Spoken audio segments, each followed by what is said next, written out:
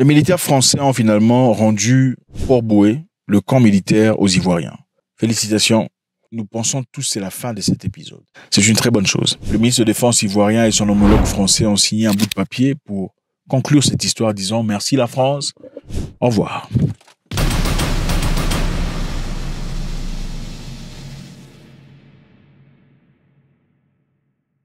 Intéressant, touchant, je pense que c'est très important de le dire. Et aussi, à peu près 100 militaires ivoiriens sont dans le camp déjà situé. Ils seront assis de manière permanente dans le camp militaire de Port-Bouët. Ça, c'est la Côte d'Ivoire. Un beau pays, bonne culture, un excellent endroit. Si vous n'y avez jamais été, je vous encourage de le faire. C'est merveilleux. Mais si vous partez en Côte d'Ivoire, de grâce, ne partez pas critiquer la Côte d'Ivoire en disant, bon, je vis en Côte d'Ivoire, mais chez moi, c'est mieux. Vous voyez, chez moi, là-bas, il y a des beignets, il y a du pain chez moi. Le pain, on met aussi la beurre. Chez moi, la construction sont bien. Non. Si vous partez en Côte d'Ivoire, il faut apprécier la Côte d'Ivoire. C'est un pays merveilleux. Les gens sont très accueillants. La sympathie, c'est particulier. Beaucoup d'Africains, malheureusement, comme je l'ai dit précédemment, bon, pas beaucoup d'Africains, il faut dire précisément, un certain calibre d'Africains vont en Côte d'Ivoire en fuite de chez eux pour finalement commencer à critiquer la Côte d'Ivoire.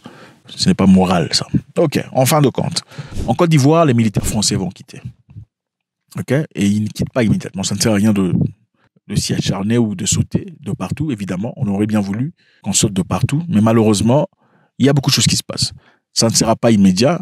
La sortie des troupes françaises sera progressive. Ok, ça ne sera pas immédiat. On dit qu'ils ont 2025 pour partir, donc l'entièreté de l'année. Ce n'est pas immédiat. Et en dépit de cela, 80 militaires français vont rester en Côte d'Ivoire pour des raisons d'entraînement et stratégiques. Donc, finalement, on disait 1000 militaires français situés en Côte d'Ivoire, à Port-Bouët, étaient censés quitter. Mais ce ne sont pas les 1000 militaires qui quittent. Parce que je sais qu'il y a des panafricains qui veulent que la France parte immédiatement. On pourrait comprendre. Mais est-ce que c'est bénéfique à la Côte d'Ivoire? Si ça l'est, eh ben, la Côte d'Ivoire est libre de faire ses propres choix. Mais si ça ne l'est pas, évidemment, il faudrait les bonnes choses pour la Côte d'Ivoire par amour africain. Alors, 80 militaires français vont rester. Pourquoi vont-ils rester? On dit qu'ils vont rester pour les entraînements et pour le soutien des missions. Quelles missions? Pour l'interrogation.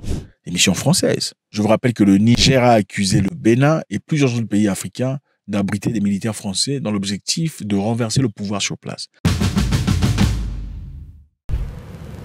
Nous savons ce qui s'est passé au Bénin. Au Bénin, automatiquement, je vous ai dit, après la décision de la CEDEAO, le président Talon a pris la mesure et la responsabilité sur lui d'appliquer à la lettre les mesures de la CEDEAO. D'accord. C'est un État souverain, je l'ai dit. Il est libre de faire ce qu'il veut.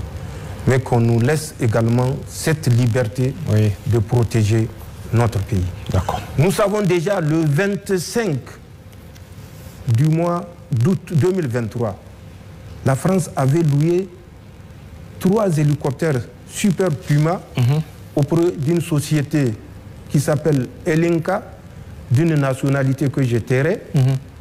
Ces Super Puma étaient déjà sur le tarmac de Kandi. Le 26, déjà, ils étaient à Kandi. C'est ça. Pour donner la correction au Niger qui a osé dire trop, c'est trop. Donc, nous avons les coordonnées que je pouvais dire exactement. Ensuite, ces mêmes agents de renseignement français étaient dans un village qu'on appelle Alpha Kwara, où il y a une piste, mais de moindre ampleur également.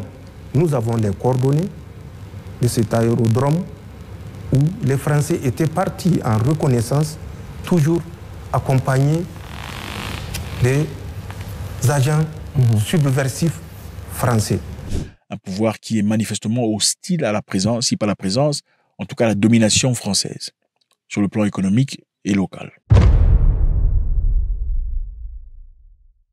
Quand vous avez des amis avec qui vous avez marché pendant longtemps, et finalement, John ne veut pas que tu viennes à son anniversaire, Patrick ne veut pas que tu viennes à la fête de son grand-père pour célébrer son existence, Lucas ne veut pas t'inviter à sa petite célébration d'obtention de diplôme. En fin de compte, tu dis quoi?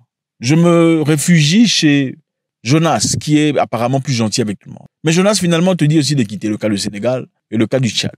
C'est-à-dire que le problème, c'est quoi? C'est Patrick, Lucas, Jonas, ou c'est peut-être toi le problème? Bon, changeons de concept. Tu vas à l'école, ok? Tu vas étudier, tu échoues en maths, tu échoues en histoire, tu échoues la géographie, tu échoues la science, tu échoues les maths. Finalement, tu diras quoi? Le professeur de maths est mauvais, celui de l'histoire est méchant, géographie n'est pas compétent, ou le problème c'est toi, mon ami, parce que tu n'es pas intelligent. Tu échoues l'histoire, la géographie, ça ne compte que pour les Français, manifestement. Tu échoues les maths, la physique, la biologie. Qui est problématique? Les problèmes sont-ils liés au professeur ou c'est toi l'idiot?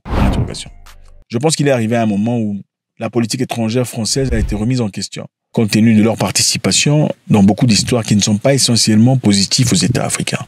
Je vous rappelle qu'en 1884, la France a pris possession de ces pays-ci.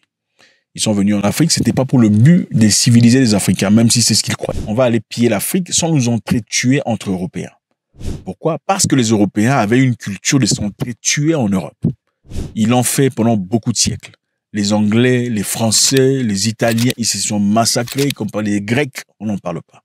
Mais en venant en Afrique, il fallait pas que ça se répète. Il fallait, bon, voilà, ce sont des petits indigènes.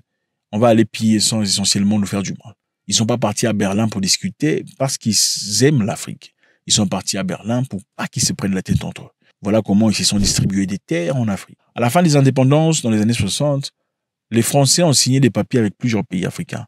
C'est pas connu, évidemment, mais ce sont des papiers qui disent après l'indépendance et avant l'indépendance. Il n'y a pas de changement. Principalement sur le plan économique, on va vous donner cet argent ici. Vous parlez des milliardaires, ça fait je suis milliardaire. Milliardaire, c'est quoi? Milliardaire en France CFA. C'est millionnaire.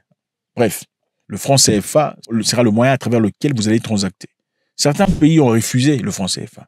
Qu'est-ce qu'ils ont fait? Ils ont pris la monnaie de ce pays africain qui a refusé, ils ont imprimé en grande masse et ils ont déversé dans la population. Donc la population avait soudainement beaucoup trop d'argent pour les services à rendre. Et ceci a complètement détruit la monnaie qui était imprimée. Alors, beaucoup de choses négatives se sont passées. Beaucoup d'Africains se sont sentis trahis, à l'occurrence des tirailleurs sénégalais. Donc, beaucoup d'effets négatifs qu'on pourrait attribuer à la politique française étrangère. Voilà pourquoi les Africains fatigués. Le Mali a accusé la France, après avoir demandé aux Français de quitter, de soutenir les terroristes en leur donnant des éléments nécessaires pour combattre, des drones, des services d'intelligence et de renseignement. Parce qu'on se posait la question de savoir comment ça se fait que ces gens qu'on combat ici régulièrement, on connaît leur tactique. Soudainement, ils ont des drones. Soudainement, ils ont des précisions dans leurs tirs. C'est pas cohérent. Qu'est-ce qui se passe? Ils ont ensuite montré qu'ils avaient des informations précises démontrant que les terroristes étaient soutenus par la France. Ils ont fait une demande de séance spéciale aux Nations Unies pour montrer leurs preuves. Malheureusement, cette session a été refusée par la France montre ses preuves prouvant qu'ils ne sont pas en train d'équiper les terroristes. Mais ils ont tout fait pour que ça fonctionne pas. Chassés du Mali, du Burkina Faso, du Niger, suivi du Tchad et du Sénégal, maintenant en Côte d'Ivoire. Il n'y aura plus de militaires français. Beaucoup de personnes se posent des questions pour savoir est-ce que c'est une blague peut-être? Parce que nous savons tous la Côte d'Ivoire, en tout cas si pas la Côte d'Ivoire, les dirigeants de la Côte d'Ivoire ont une très bonne relation avec la France. Alors pourquoi demanderaient-ils aux Français de quitter? C'est contre-productif à leur sécurité, bien qu'il y ait 80 personnes qui restent. Ah bah voilà ce que certaines personnes pensent. Certaines personnes pensent que le président le fait, c'est à cause des élections qui arrivent en 2025. Comme il y a élection en Côte d'Ivoire, et comme il y a beaucoup d'Ivoiriens qui sont sensibles à la présence française, beaucoup d'Ivoiriens qui aiment le fait que le Mali, le Burkina Faso et le Niger ont demandé aux Français de quitter. Beaucoup d'Ivoiriens sont debout sur le plan de la souveraineté.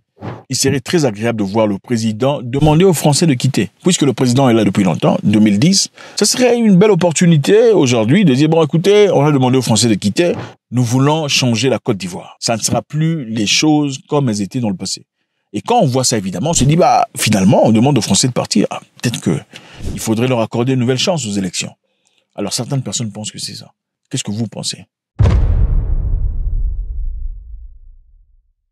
Qu'est-ce qu'avoir la France comme partenaire militaire pose comme problème? Y a-t-il un problème à avoir la France comme partenaire militaire dans son pays? Ou encore les avoir stationnés de manière permanente dans le pays?